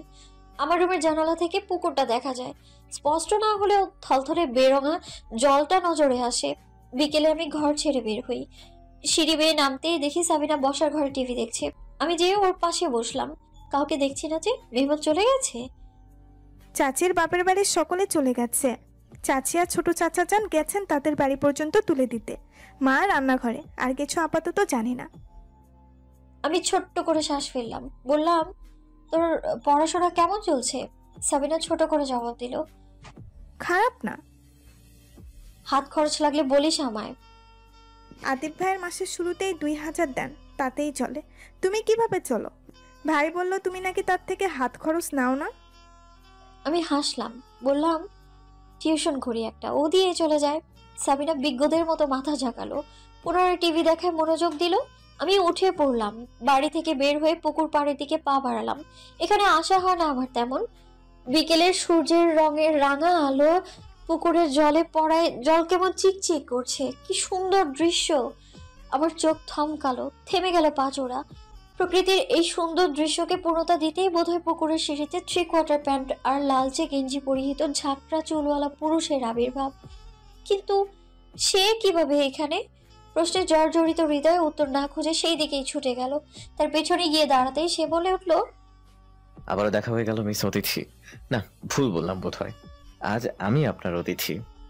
বলেই সে হাসলো, সেই গা কাঁপানো হাসি। আমি 2 সিঁড়ি নেমে এসে তার থেকে সামান্য দূরত্ব রেখে বসলাম। বিকেলের লালচে আলোর লালচে কিরণের স্বচ্ছকে সুন্দর লাগছে। শ্যামা পুরুষদের রোদের কিরণে এতটা সুন্দর লাগে, আগে জানা ছিল না তো আমার। আমি আমার ভেতরে অস্থিরতা অনুভব করলাম, তবে তা চেপে রাখলাম। পুকুরের জলে চোখ রেখে প্রশ্ন করলাম, আপনি আমাদের আত্মীয়? মনে তো হচ্ছে সেটাই। আপনাকে আগে কখনো দেখিনি। কেন? সুযোগ দেননি, আবার হয়তো আমাদের ভাগ্যে ছিল না তাই। আপনি সোজাভাবে কথা বলতে কবে শিখবেন? সে জবাব দেয় না, উদাস চোখে তাকিয়ে থাকে সামনে। হাসি মুখটা কেমন মলিন হয়ে এসেছে। আমি চোখ ছোট করে তাকাই, কিছু বলতে নিব, তার পূর্বেই সে ভীষণ হতাশ গলায় শুধায়, কেন পালালে না ত্রিধা? সেদিন অমন না হলে হয়তো আমাদের জীবনটা ভিন্ন হতো, সবকিছু এতটা জটিল হতো না। চমকে তাকাই আমি। এই প্রথম স্বচ্ছর কঠিন কথাটা আমার বুঝতে সময় লাগলো না। মস্তিষ্কের সাথে সাথে শরীরটাও কেমন অবশ হয়ে আসতে চাইলো আমার। স্বচ্ছ শুকনো হাসলো, উঠে যেতে যেতে বলল, সন্ধ্যার পূর্বে বাড়িতে ফিরে যাবেন। যুবতী মেয়েদের সন্ধ্যায় এভাবে পুকুর পাড়ে থাকাটা ঠিক না। আমি জবাব দেইনি, স্বচ্ছকে আটকাইনি আমি। তার কাছে আর কিছু জানতেও চাইনি। মনে মনে কেবল একটা কথাই জপে গেলাম, পাপ করেছি, ভীষণ বড় পাপ করে ফেলেছি। এর প্রায়শ্চিত্ত করবো কি করে আমি? বাড়িতে ঢুকে বসার ঘরে স্বচ্ছকে দেখতে পেলাম না। মন কেমন করে ওঠে, চলে গেল বুঝি? সাবিনা তখন টিভি দেখছে। আমি ওকে বললাম, স্বচ্ছকে দেখেছিস? ও কেমন করে তাকালো, চোখ উল্টে বলল, কে সেটা? আমি বিরক্ত হলাম। এই মেয়েটা টিভির সামনে বসলে না দিন দুনিয়ার হিসাব সব ভুলে যায়। ওর সামনে থেকে গোটা বাড়িটা চুরি করে নিয়ে গেলেও না সে টের পাবে না। সেখানে একটা মানুষকে টের পাওয়া তো দুষ্কর ব্যাপার স্যাপার। আমি কথা পাল্টে বললাম, বাড়িতে আর কারা এসেছে? চাচা যান তার কোনো বন্ধুদের দাওয়াত দিয়েছেন নাকি? পারিবারিকভাবে কিছু ভুল বোঝাবুঝি হয়েছিল নাকি তাদের মধ্যে? আমার আর বুঝতে বাকি রইল না কিছুটি। অসহায় লাগলো নিজেকে। স্বচ্ছদের বাড়িতে স্বচ্ছর মায়ের আমার আচরণের কারণটাও বোধগম্য হলো। এমন একটা কাজ করার পর আমাকে আর অপছন্দ হওয়াটাই তো স্বাভাবিক তার। আর স্বচ্ছ, সেও কি আমায় খুব বেশি অপছন্দ করে? আমার চোখ জ্বলতে শুরু করলো, কান্না পাচ্ছে খুব। সেদিনের হুট করে নেওয়া সিদ্ধান্তের জন্য আজ কতটা ভুগতে হচ্ছে। স্বচ্ছর সাথে আমার পুনরায় দেখা হলো সন্ধ্যায়। পুরোটা বিকেল সে কোথায় ছিল জানা নেই আমার। বসার ঘরে সকলকে সন্ধ্যা নাস্তার জন্য ডাকা হয়েছে। কোনো সময় আমি সবার আগে চলে এলেও আজ এলাম সবার শেষে। স্বচ্ছ আর তার মায়ের সামনাসামনি হতে অস্বস্তি থেকে ভয় হচ্ছে খুব। অনুভব করলাম আর আমার হাত পা কাঁপছে, চোখের পাতাও তীর তীর করে কাঁপছে। আমি ভয় পাচ্ছি, স্বচ্ছকে পুরোপুরিভাবে হারিয়ে ফেলার ভয়, নিজের ছোট্ট বোকামোর নিষ্ঠুর পরিণতির ভয়। আমি এসে বসার ঘরের দরজার সামনে চুপটি করে দাঁড়ালাম। আশ্চর্যজনকভাবে আমি আমার পরিবারের লোকদের চোখের দিকে তাকাতেও ভয় পাচ্ছি। অপরাধ বোধ হচ্ছে খুব। বাবাকে হেনস্থ হতে হয়েছে ভাবতেই বুকটা ভারী হয়ে আসছে আমার। এতটা নিষ্ঠুর কিভাবে হলাম আমি? স্বচ্ছর সাথে আমার বিয়েটা ঠিক হয় হঠাৎ করেই, কোনো প্রকার দেখাশোনা ছাড়া। স্বচ্ছর বাবার সাথে আমার বাবার বেশ পুরনো দিনের সম্পর্ক। কোনো এক কালে কাঁধে কাঁধ মিলিয়ে চললেও দুজনের মাঝে দেখা সাক্ষাৎ নেই বহু বছর। কিছুদিন পূর্বেই মাছের বাজারে হঠাৎ তাদের দেখা। স্বচ্ছর ফুপুর বাড়ি কাছেই, পাশেই। বোনের বাড়িতে বেড়াতে এসেছেন, তাই বাজার থেকে বড় মাছ কিনতে গিয়েছিলেন ভদ্রলোক। মাছ বিক্রেতা ছেলেটার বয়স 24-এর কাছাকাছি। বাজারের সব থেকে তাজা মাছগুলো পাওয়া যায় তার কাছে।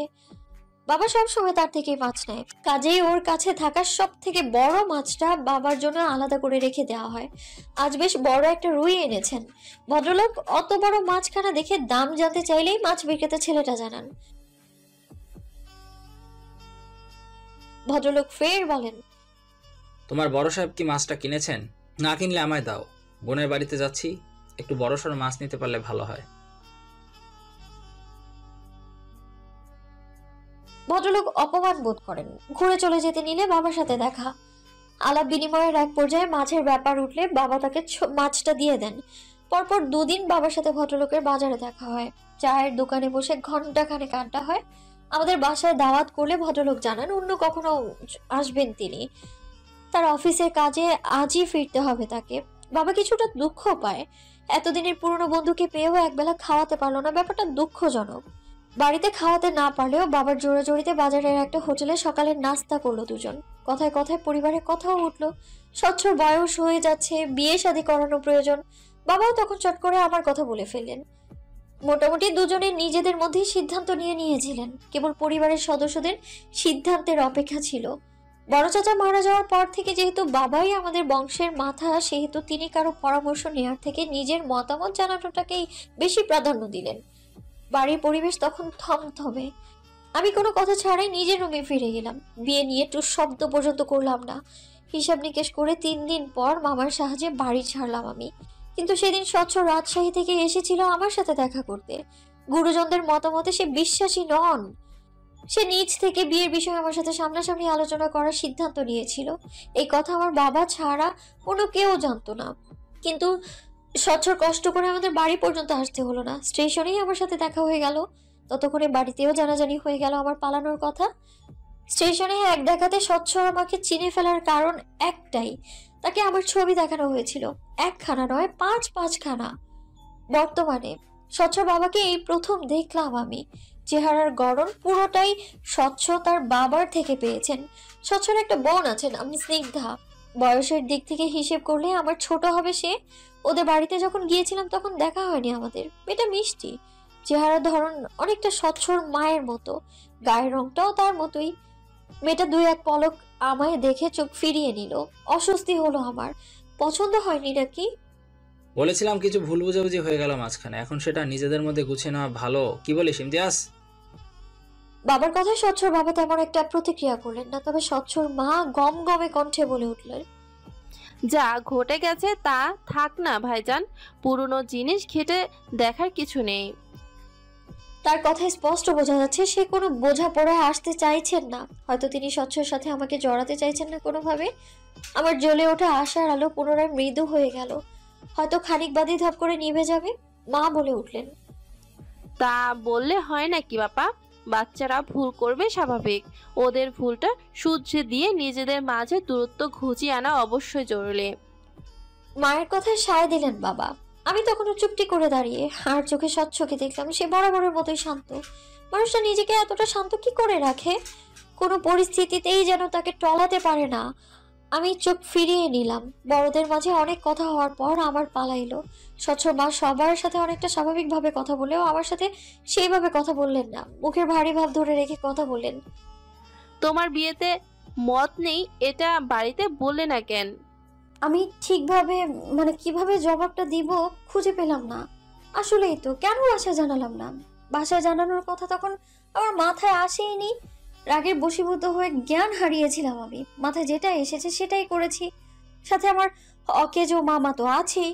এই মুহূর্তে মনে হচ্ছে এত কিছু ঘটার কারণ কেবলমাত্র মামার সাপোর্ট ছাড়া এত বড় কাজ আমার পক্ষে করা সম্ভব ছিল না।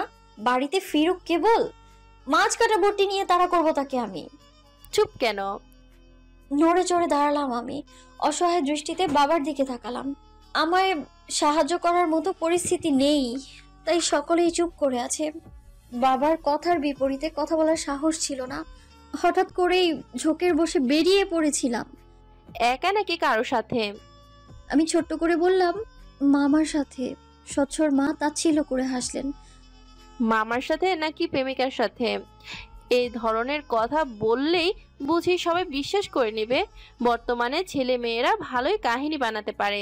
তোমাদের বয়স পার করে এসেছি আমরা, তোমাদের পেটের কথা বুঝে ফেলার মতো ক্ষমতা আছে আমাদের। আমি স্তব্ধ চোখে তাকিয়ে রইলাম। এমন কিছু হতে পারে ভাবনার বাইরে ছিল। দেখলাম বাবা মা ভাইয়া তারাও অনেকটা স্তব্ধ হয়ে গিয়েছে। হয়তো তারাও ভাবেনি এমন কিছু বলবেন উনি। আমার চোখে ততক্ষণে জল চলে এসেছে। শেষে কিনা নিজের চরিত্রেও তকমা লাগিয়ে দিলাম। আপনি ভুল ভাবছেন আপা, মেয়ে তো আপনার বাড়িতেই ছিল, আপনি তো তা বেশ ভালো করেই জানেন। তাছাড়া রাজশাহী পর্যন্ত তো আদ্রিতা স্বচ্ছ বাবার সাথেই ছিল, হয়তো আদ্রিতা স্বচ্ছকে চিন্তা নাই আর কি। বাবার কথায় স্বচ্ছর মা পুনরায় বললেন, আজকাল তো এমন ঘটনা অহরহ ঘটছে ভাইজান। প্রেমিকের জন্য ঘর ছাড়ছে মেয়েরা, প্রেমিক তাকে ফেলে চলে যাচ্ছে, মানুষের মুখে মুখে শোনা যাচ্ছে আজকাল এমন ঘটনা। মাফ করবেন ভাইজান, কিন্তু আমি এখানে এমন কিছু ছাড়া অন্য কিছু ভাবতে পারছি না। আমার বলার মতো কিচ্ছু রইল না। বাবাকেও দেখলাম কেমন নিভে গেছে।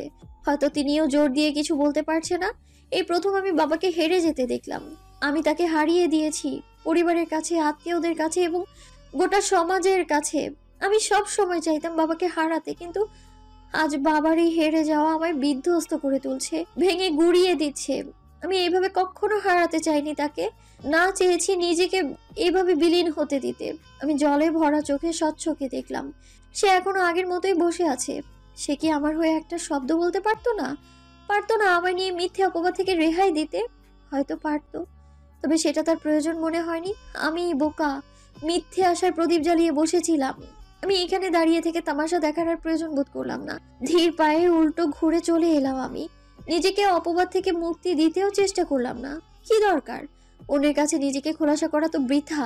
স্বচ্ছরা সেদিন বাদে পরদিন চলে যেতে চাইলে বাবা বাধা দিলেন। ভুল বোঝাবুঝির সূত্র ধরে তারা চলে গেলে বাবার অপমান বোধ বাড়বে ভেবে বাড়ির সকলে তাদের প্রাপ্য খাতির যত্ন করলেন। আমি রুম থেকে বের হওয়া বন্ধ করে দিলাম। কেউ অবশ্য এই নিয়ে কোনো কথা বললও না। কখনো ভাবি, কখনো সাবিনা এসে খাবার দিয়ে যায়। এর মাঝে অভাবনীয় এক ঘটনা ঘটলো। সেদিন বিকেলের কথা। কোনো কাজ না থাকায় অধিকাংশ সময় আমি ঘুমিয়েই কাটাই। ঘুমে কোনো ক্লান্তি নেই আমার।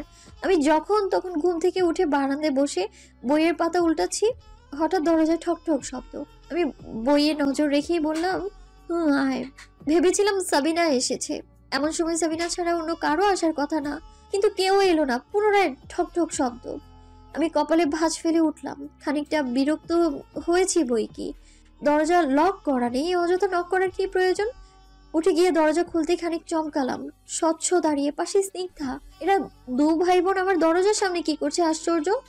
বিকেলের মৃদু আলোয় পুকুরের পানি বেশ শান্ত ও উজ্জ্বল লাগছে। বাঁধানো পাড় জুড়ে লুটিয়ে আছে বাদাম গাছের লালচে সবুজ পাতা। রোজ নিয়ম করে ঝাড় দেওয়ার পরেও তাদের খুঁজে পাওয়া যায় শান্ত পুকুরের জলে এবং তার পাড়ে। গতকাল মায়ের আচরণের জন্য দুঃখিত।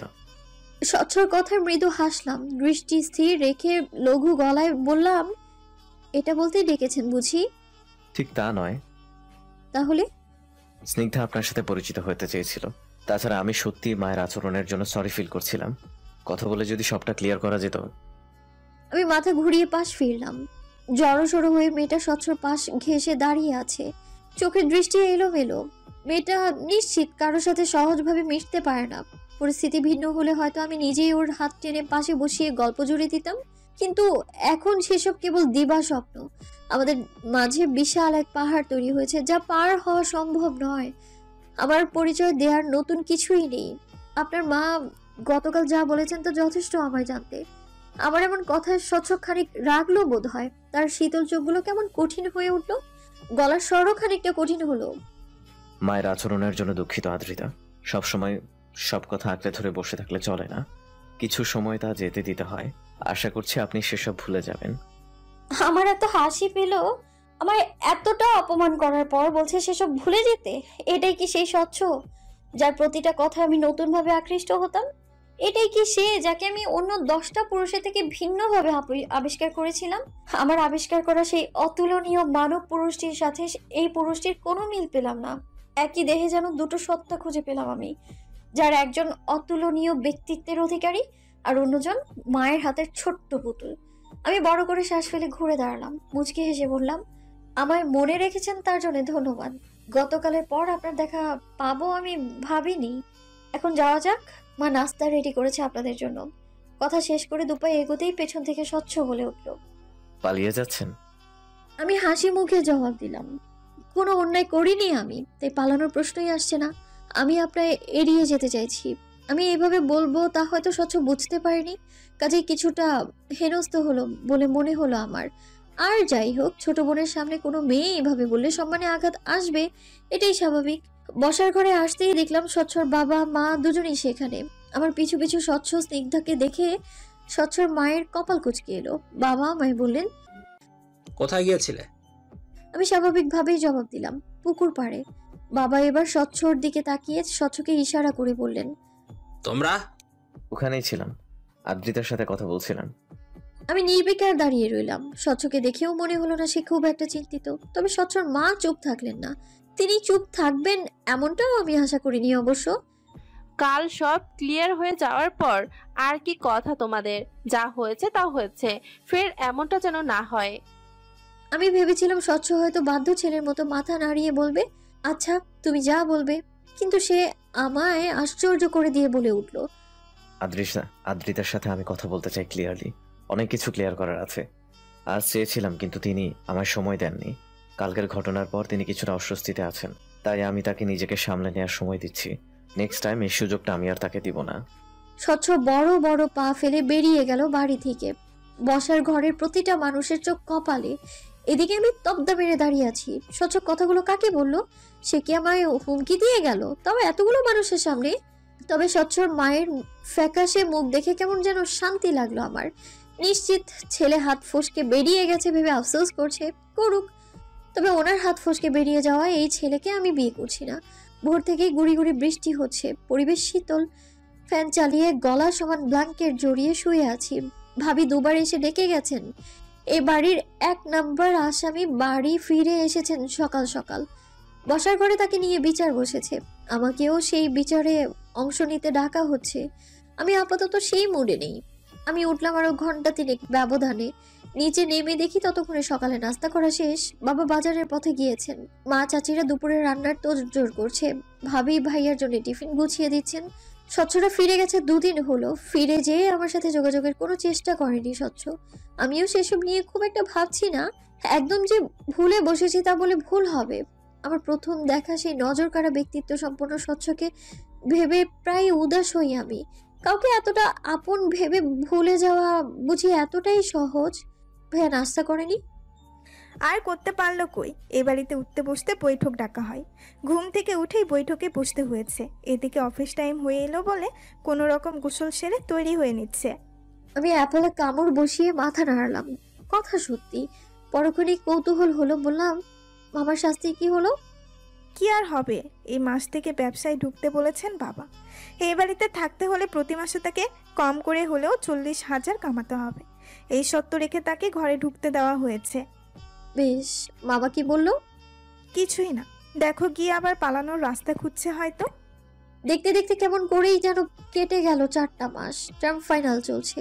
এতদিনের গুছিয়ে রাখা পড়া এখন সব কাঁধে চেপে বসেছে। পড়ার টেবিল, চেয়ার, বেড সব জায়গায় ছড়িয়ে ছিটিয়ে রয়েছে বই। চোখের নিচে মোটা কালো দাগ। শান্তির ঘুম নেই, সেই কবে ভুলে গেছি ঘুম।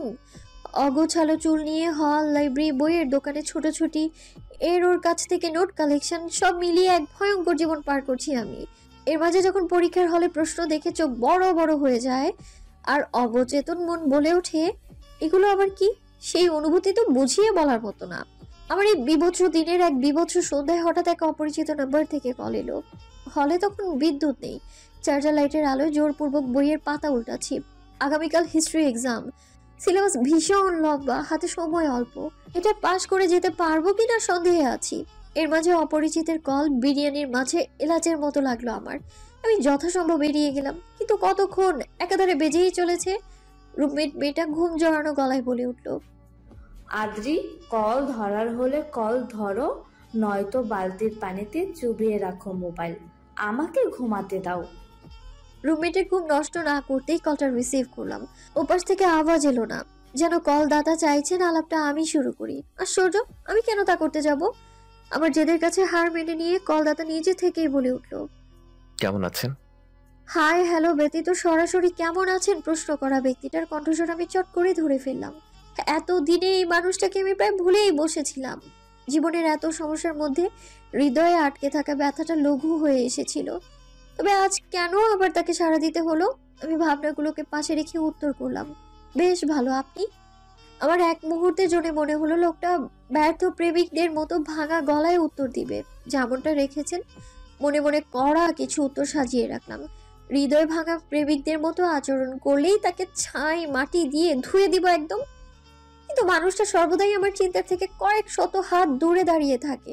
তিনি আমার কথায় স্বল্প হাসলেন বোধ হয়, বেশ ঝরঝরে গলায় শুধালেন, যতটা আশা করেছিলাম তার থেকে অনেকটাই বেশি চমৎকার আছি। তার এই চমৎকার থাকার বিষয়টা আমার পছন্দ হলো না। পরীক্ষার পড়া অব্যাহত রেখে আমি নিশ্চয়ই তার চমৎকার থাকার কথা জানতে বসে নেই, কিন্তু ভদ্রতা বজায় রাখতে মুচকে হেসে বললাম, বাহ বেশ। তো হঠাৎ কি মনে করে কল করলেন? 2 মাস যাবৎ দেশের বাইরে ছিলাম। ব্যস্ততার মাঝে 2-1 মিনিটের জন্য আপনি বিরক্ত করতে চাইনি, তাই আপনার সাথে যোগাযোগ করা হয়নি। আজ ফিরেছি দেশে, এখনো বাসায় পৌঁছাতে পারেনি। আপনার হল থেকে 4 মিনিটের পথ পার হলেই যে লাল সবুজ রঙের বাঁশের রেস্তোরাঁটা, ওখানে বসে আছি। দুপুরের খাবারটা খাওয়া হয়নি, এখন গরম ভাত আর গরুর মাংস খাবো। একা একা খেতে কেমন কেমন লাগছে, একজন সঙ্গী হলে খারাপ হয় না। তাই ভাবলাম আপনায় কল করি, যেহেতু নাগালের ভেতরেই আছেন।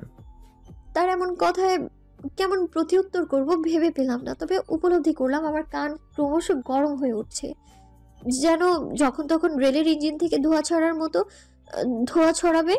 একটা মানুষ কতটা ইডিয়েট হলে এমন কাজ করে! বিগত 4 মাস যোগাযোগ না করে আজ হঠাৎ করে কিনা গরম ভাত আর মাংস খেতে আহ্বান করছে। সিরিয়াসলি? আমি সবিনয়ে তার আহ্বান ফিরিয়ে দিলাম, কিন্তু তিনি তৎক্ষণাৎ বলে বসলেন, তাহলে পার্সেল নিয়ে আপনার হলের সামনে আসি। আপনি 2টো প্লেট আর 1 বোতল পানি নিয়ে নিচে আসেন। রাস্তার পাশে বসে না হয় একসাথে খাবো। ব্যাপারটা কিন্তু খারাপ হয় না।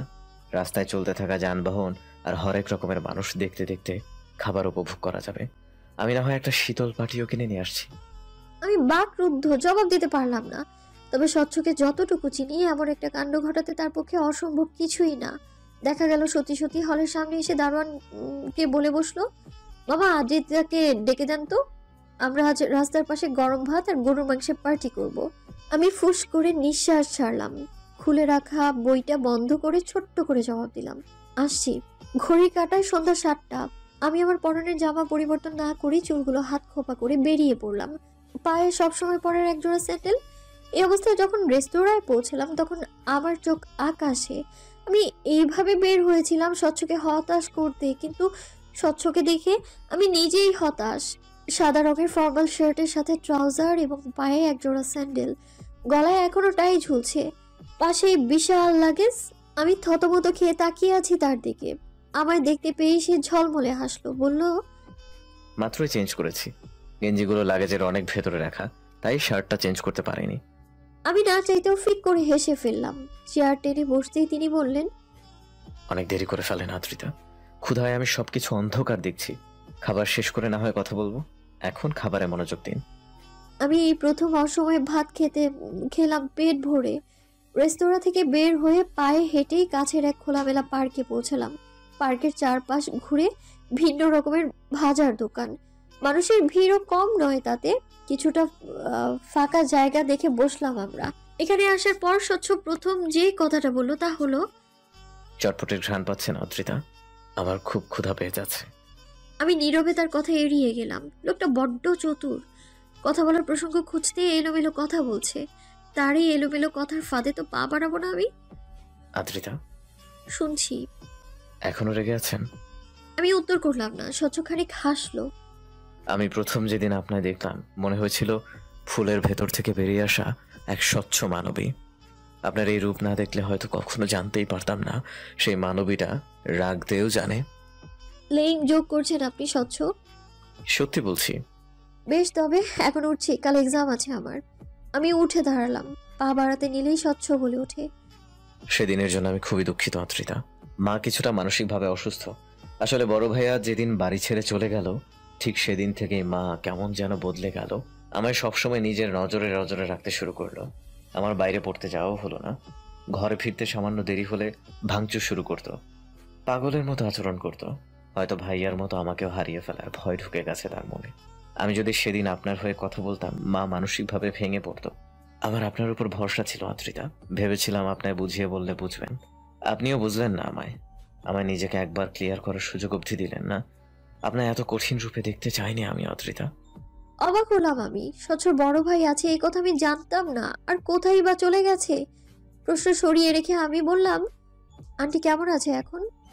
মায়ের অবস্থা আগের থেকে অনেকটাই ভালো, কিন্তু মাঝে মাঝে এখনো পাগলামি করে। এই তো আমি বাইরে যাওয়ার আগেই কত পাগলামি করলো, কিন্তু পরে আবার স্বাভাবিক। নিজেই আমার লাগেজ গুছিয়ে দিল। আর ভাইয়া, সে কোথায়? ভাইয়া বাড়ি ছেড়ে চলে গেছেন প্রায় 7 বছর। ভাইয়া লন্ডনে পড়াশোনা করত। ওখানে এক খ্রিস্টান মেয়েকে বিয়ে করে। দেশে এসেছিল হঠাৎ করে বউয়ের সাথে নিয়ে। বাবা মেনে নেননি। সেদিনই সম্পর্ক ছিন্ন করে যেভাবে এসেছিল সেভাবেই বেরিয়ে যায়। আর কখনোই যোগাযোগ করেনি আমাদের সাথে। আমি অবশ্য কয়েকবার চেষ্টা করেছিলাম, লাভ হয়নি। স্বচ্ছর কণ্ঠে অসহায়ত্ব। আমি স্পষ্ট তার চোখে জল দেখতে পাচ্ছি। মানুষটা না বলে হয়তো লুকোনো এই ব্যথার কথা কখনো জানতেই পারতাম না, কখনোই বুঝতে পারতাম না একগাল হাসির পেছনে ভয়ঙ্কর অতীত লুকিয়ে থাকে।